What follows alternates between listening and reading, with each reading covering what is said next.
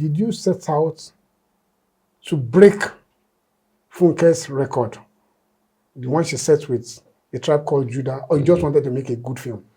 Yeah, the record of A Tribe Called Judah has his own pressure on us when we set out to, do the pre-production and, principal photography of Everybody Loves Jenifa. We wanted to make a good film, but somewhere at the back of our mind, we knew that A Tribe Called Judah has put a little bit of pressure on us. Because, your next job has to be better than your last job. That's what every creative, believes that, okay, you should have studied some of the pitfalls of your last job, and then you want to avoid them in your next job. So even though it's, whether it breaks it or not, is not really going to deter us from doing what we wanted to do. But the pressure was there. We spoke about it at some point and said, oh, let's see if we can break the record. So the overriding intention was not to break record, but it was somewhere at the back of our mind. We wanted to create a good story, a relatable story. We wanted to entertain people, educate people, make a feel-good film for people to watch in the festive period.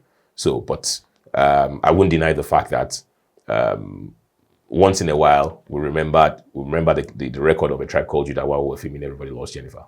And that was filming itself, because what we see are the laughs and the banters and all of that. How tough was it? Yeah, it was. Filmmaking is tough, especially in this part of the world. And then Everybody Loves Jenifa being a film that was not even only filmed in Nigeria. We filmed in Nigeria for about 7 weeks and about 10 days in Ghana. So it was tough. It was serious work. We wanted to. People are upping the game in Nollywood, and the world is becoming smaller. And there's no excuse again for you to say, oh, it's because it's Nigerian film that you shot it on that scale. We knew that with international streaming platforms, your film can be seen anywhere in the world, and anything you want to do now, you need to make it as world-class as possible. So it was a lot of tough work, but we were prepared for it. The producer, Funke Akindele, when we're having the ice breaking on the production, she prepared people's mind and told them that, see guys, we are here to work. And it's going to be a lot of serious work. It's going to be a lot of sleepless nights, and if it requires a lot of reshoots, we just have to do it. So it was tough, but we were able to crack it.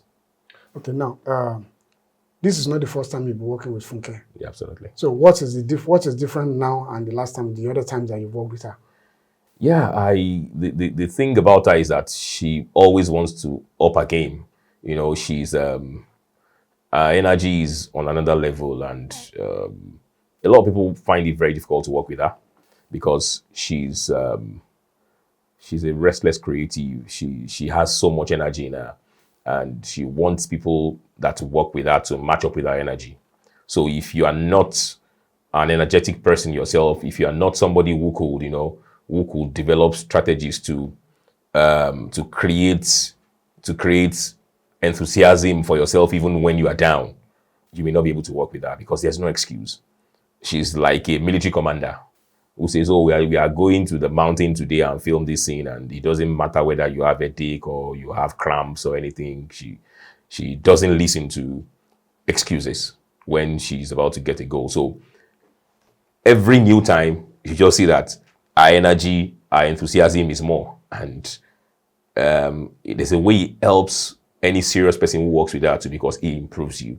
You come up with your best, you bring your A game every time. So I think our positivity, our energy is the energy and positivity she exudes, it radiates through the entire team, and then there's a way it affects the dynamics of the teamwork itself. So it's a good thing for anybody who is serious, to have a kind of arrowhead like her, who is ready to push you to your, limits. Okay, now tell me, you are co-directors. Yeah. What do co-directors do, and how do you manage this in a way that it doesn't look as if you have two captains in a ship? Yeah, that's always the fare for in having two directors on set. But I think it works well in our own case because we've established a working relationship over the time. The Jenifa brand is 10 years old, and initially I was the head writer, director of Jennifer's Diary, when it was on television. She was producer, I was director, that was the relationship then. But you see, over the years too, she has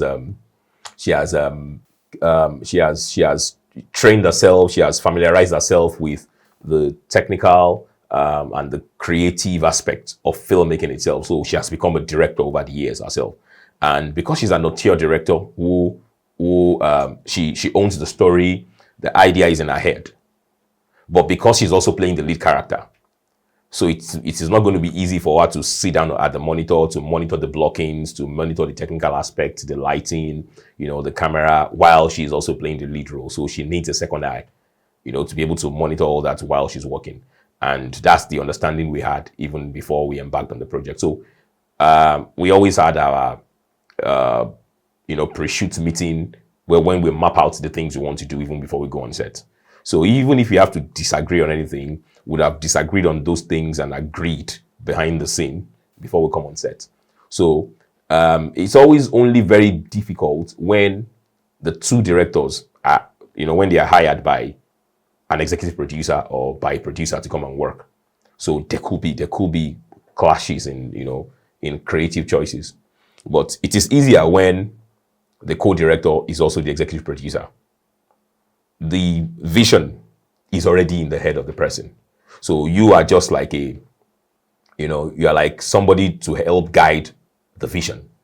So even though she's open to disagreement, she's open to you saying, I don't think it should be like that. She's open to superior argument. But the tactics that we employed in this case is that we always have these discussions. We always have this meeting, before we go on set. So we disagree to agree before we get on set. So we didn't have any experience of any kind of clash or, creative disagreement.